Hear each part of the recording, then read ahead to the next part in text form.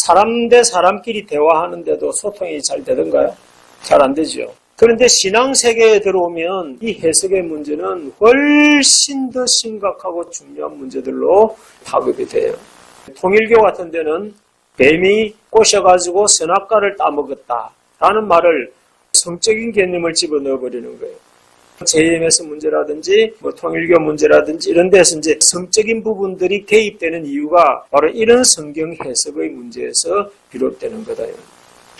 그럼 어떻게 해석을 하는 것이 가장 안전하게 해석할 수 있을까? 지금까지 우리 기독교 역사가 해오던 가장 기본적인 게 뭐냐면 문자적인 해석이다.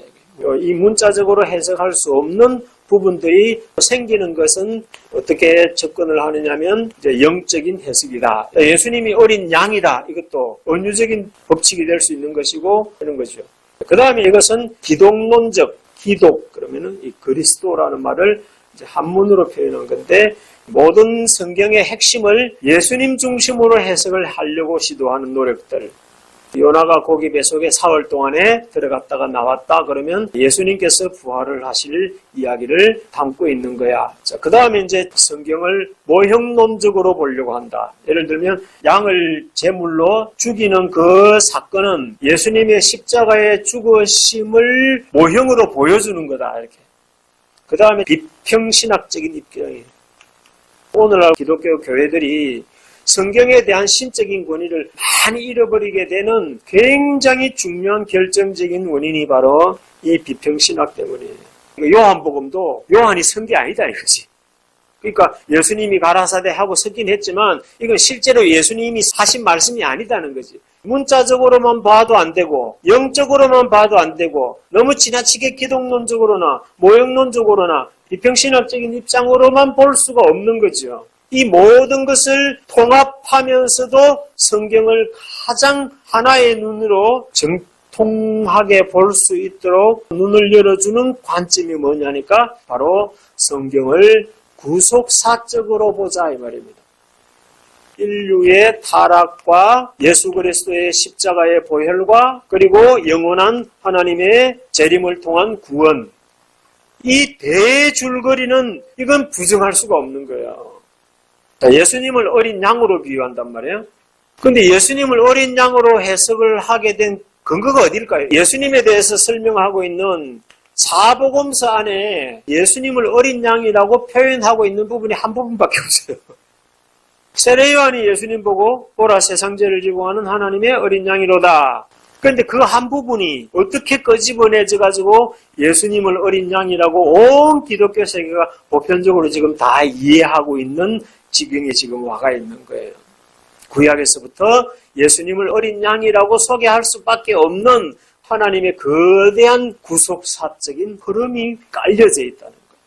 아벨에게서 양이라는 것이 최초로 나오지요.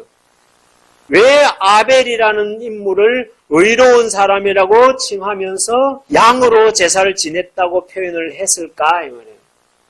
여기서부터 예수님 때까지 4,000년이야. 이 4,000년 전에 벌써 왜 이 아벨이라는 사람이 양으로 제사를 지냈다고 표현을 했냐 이거죠. 이게 소설로 치면 이제 복선이 되는 거예요. 아브라함에게 이제 이삭을 대신해서 모리아산에서 제물을 드릴 때 수풀에 걸린 양을 대신해서 드렸죠. 얼마든지 이쁜 동물들도 많은데 왜 하필이면 또 여기 양이냐. 그 다음에 야곱으로 가볼까요? 야곱이 점박이 양을 만들죠. 6월절 때 양을 잡아서 피를 문설주에 바르고 양 고기를 먹고 하는 것도 전부 다 양으로 계속. 다윗도 양치기야. 양으로 나온 그 클라이막스가 예수님의 십자가 사건으로 등장이 된다. 이거 보여주려고 계속 드라마상에서 양만 나오면 클로즈업을 시킨 거예요. 그리고 재림 때는 시온산에 어린 양이 서 있더라. 그래서 마지막 재림의 어린 양으로 구속 역사가 완료가 되죠.